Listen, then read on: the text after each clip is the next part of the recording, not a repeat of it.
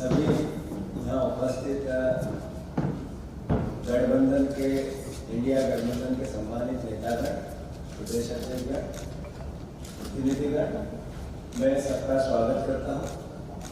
सर्वविदित है कि जिस तरीके से नेशनल स्तर पर, राष्ट्रीय स्तर पर इंडिया गठबंधन का आकार बना और उसका उद्देश्य सिर्फ देश के लोकतंत्र को बचाने के साथ साथ आम आदमी के अधिकार, मौलिक अधिकार, राजनीतिक अधिकार, आर्थिक अधिकार, सामाजिक अधिकार, इनकी रक्षा करना है।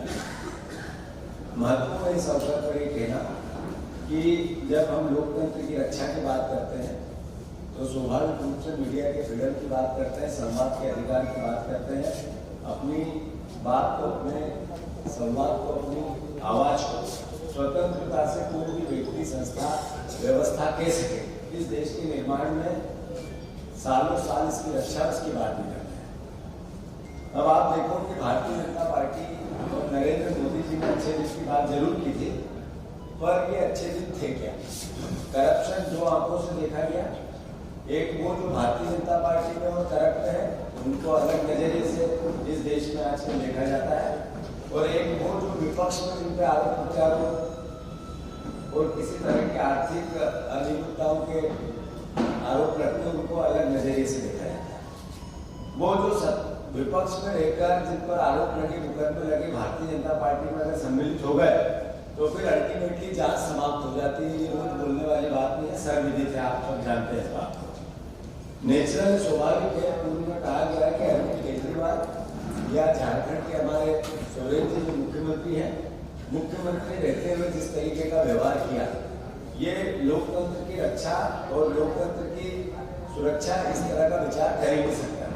ये डिक्टेटरशिप की ओर आपको अग्रसर कर सकता है, देश को अग्रसर कर सकता है। इसके साथ ही जिस तरीके से चलते चुनाव में पॉलिटिकल दलों के आर्थिक व्यवस्था पर प्रतिबंध लगाना सरकार द्वारा, या उनको सीज करना या अलग अलग तरह की क्रिया प्रतिक्रिया करना, व्यवस्था बनाना, ये भी लोकतंत्र के लिए घातक तो है ही है, पर ये तानाशाही की ओर इंगित करता है देश के राजनीतिक माहौल को।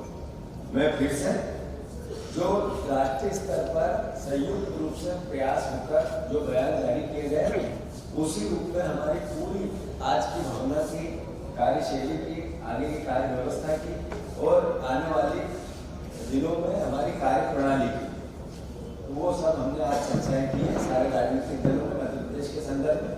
और मैं मानता हूँ कि एकजुटता से हम इंडिया गठबंधन के सारे प्रत्याशियों को जिताएंगे। जो कल घटित हुई घटना खजुराहो में, ये एक मैसेज है कि इस देश में मर्यादा क्या होती है, राजनीतिक मर्यादा क्या होती है। अब इसकी बात करना भी उचित नहीं बचा इसका। एक यादव मुख्यमंत्री ने, यादव महिला समाजवादी पार्टी के प्रत्याशी का अपने कलेक्टर को कहकर षड्यंत्र तरीके से निरस्त करा दिया। ये एहसास क्या कहता है? ये एहसास तानाशाही की ओर देश ले जाना है, इसका एक मैसेज देता है। लोकतंत्र में, प्रजातंत्र में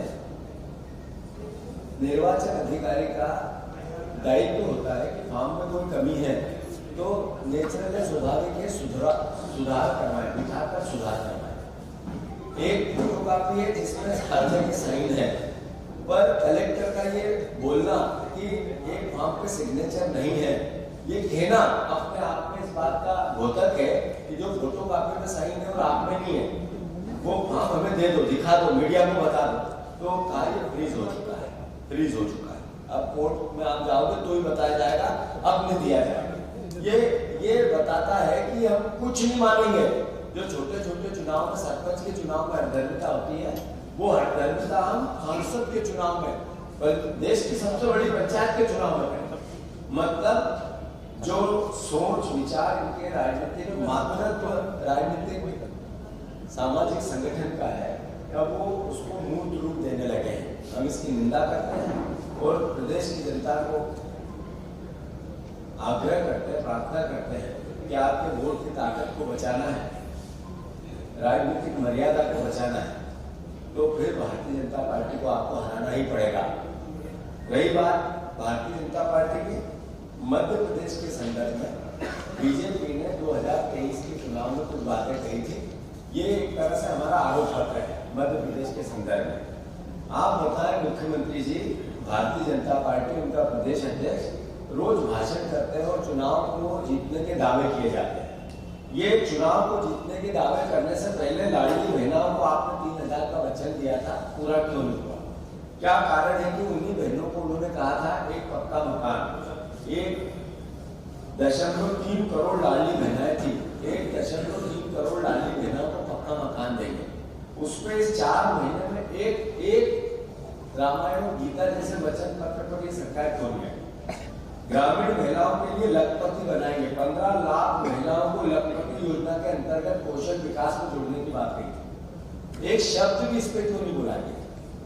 क्या कारण है कि लाडली लक्ष्मी के कुल 2 लाख, लाडली लक्ष्मी को कुल 2 लाख देंगे, सभी बीपीएल परिवार की बालिकाओं को जन्म से 21 वर्ष तक यह लाभ मिलेगा और लखपति बहना बनेगी। उस योजना का क्या होगा? 450 का सिलेंडर देंगे उज्ज्वला योजना के अंतर्गत आने वाली बहनों को, वो योजना चालू क्यों नहीं? जैसा मैंने कहा, केजी से पीजी तक बीजेपी के घोषणा पत्र की बातें हैं, ये कोई मेरे मन की नहीं है। केजी से पीजी तक अब महिलाओं को मुफ्त शिक्षा मिलेगी, उस पर सरकार एक कदम भी आगे क्यों नहीं बढ़ी? जैसे किसानों को भाजपा ने कहा था कि हम 2700 रुपए गेहूं का दाम देंगे, 3100 धान का दाम देंगे और 12,000 रुपए वित्तीय सहायता मध्य प्रदेश की अब सरकार करेगी। देश की सरकार तो जो देगी वो देगी, मध्य प्रदेश की सरकार देगी।